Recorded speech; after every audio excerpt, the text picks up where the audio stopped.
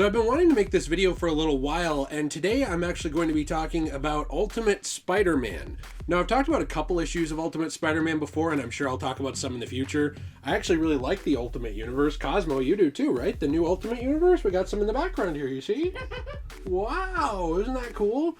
He does not want to be a part of the video. His union contract is up, and he is off today. So, we're going to be talking a little bit about, I would say, a moment that I really love in the Ultimate Spider-Man comics that's a little older at this point, but it really encapsulates why I love these comics, how they focus so much on the heart and soul of what Spider-Man really should be.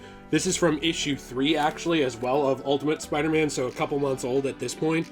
I prefer this variant cover. I think it's a second printing. But anyways, it's a really good issue that I think really gets into the family dynamics of who Peter Parker is at his core, and also it proves Marvel editorial wrong yet again about what they think Spider-Man should be. Now, yes, I know Marvel editorial obviously allowed this comic book to be made, but my point is that when it comes down to it with Marvel, they don't really want this to be the core of who Spider-Man is. Spider-Man is only allowed to be this fatherly figure, this responsible individual who's not constantly screwing up and ruining his own life. He's only allowed to be this in alternate realities at this point, like Ultimate or even Renew Your Vows. And I kind of find that sad, but we're going to take a look at this a little more today. If you enjoyed today's video, you want to leave a like, subscribe for more content. I'll show you some ways to help support this channel.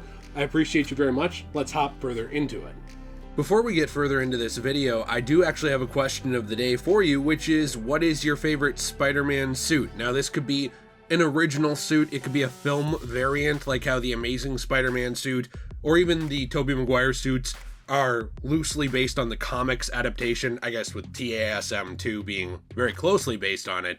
Or, you know, it could be something totally different, like the Anti-Electro suit, Iron Spider, anything. I'm interested in what your favorite Spidey suit is and why. Let me know in the comments down below. At this point, there is pretty much a Spider-Man suit for every occasion. You know, you have a wide plethora of Spidey suits, some developed by Peter Parker himself, some developed, of course, as well over time by other characters for Spider-Man to use. And all of these suits have different origin stories, some more simple than others.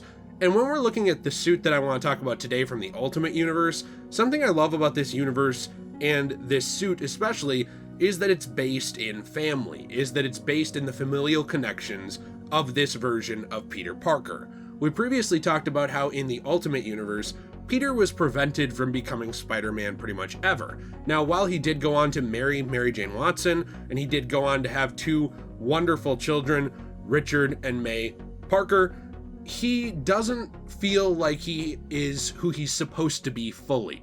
You know, he's happy with his family. I think that that's a misconception some people get when they read this book, is like, well, why isn't his family good enough for him? It has nothing to do with his family.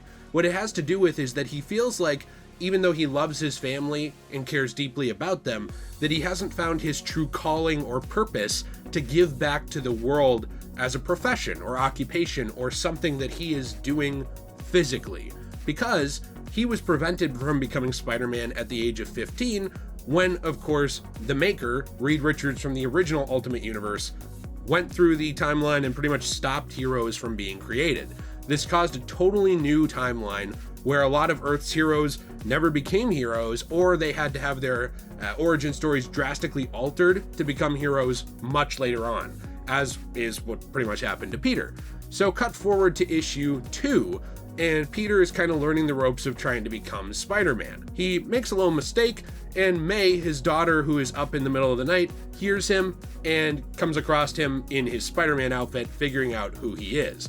Now, instead of trying to gaslight her, instead of trying to get out of it, Peter then makes this their secret, which I thought was a very nice moment. And it's something that you can kind of see he's trying to figure out over time how to break this news, how to show his family who he really is. Issue 3 picks up from there with Peter basically just hanging out with his daughter, and of course as well, Mary Jane and Richard are going out, and they're going to be back in about an hour. So Peter goes out with May, because May is not a huge fan of his costume, and thinks that it needs a change.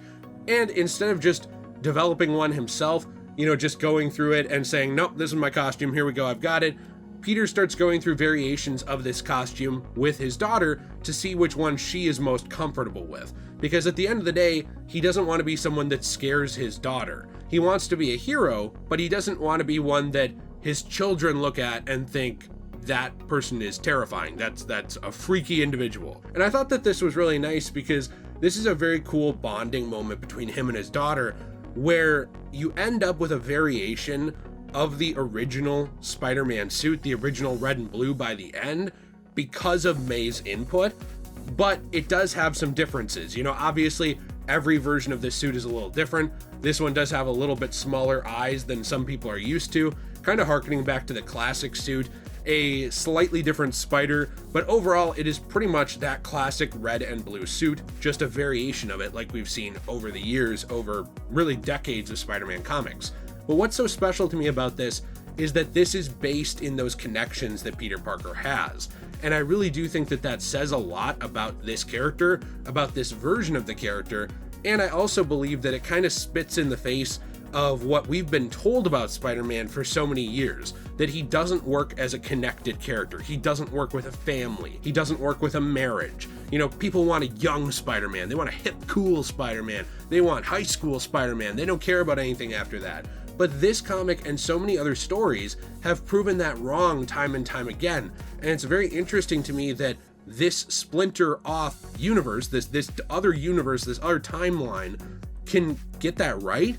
But mainline Marvel, like Earth 616, still can't, to this day, really since the early 2000s, figure out what people want in Spider-Man comics. And even if they have figured it out, they just don't care. So I do want to talk more about the Ultimate Universe actually in the future. If you do enjoy this video, you want to leave a like, subscribe. My comic book videos are not exactly popular. I know I'm not like only a comic book creator, but this is something I love talking about because I do have a passion for it. If there's other ones you want me to talk about, let me know. I do also want to talk actually about the new Ultimates comic, and I do at least want to talk a little bit about Ultimate X-Men. I did want to say really quick before we go that I'm interested in hearing your thoughts about that, about these issues. I highly encourage you, if you've been one of the people like me who thought that Spider-Man comics fell off, aside from maybe a couple of key events, and you're like, they're just not for me anymore, that's where I've been at for literal years. And this is the comic that brought me back. So this is the thing that I'm actually interested in. At this point, I mainly had moved on, and this actually managed to bring me back into the fold as a Spidey fan, and I think that that's something special to me. So before we go, like I said, leave a like, subscribe. I did also want to show you some ways that you can help support the channel. We do have a Fortnite code, which I'm going to show here, DJAY123. We do also have our own store where we actually take comic books that are damaged, we save a little bit of the art from them, we recycle the rest, and what we do is we make coasters, keychains, trays, and more out of them. Sometimes we use comic books, sometimes we use magazines, sometimes we actually use manga, and these are just things that have been damaged and are unable to be sold in stores. So we either are given them or we buy them for very cheap, and we take them and we turn them into recycled comic book and manga resin pieces for your home. I love these. They're very transformative.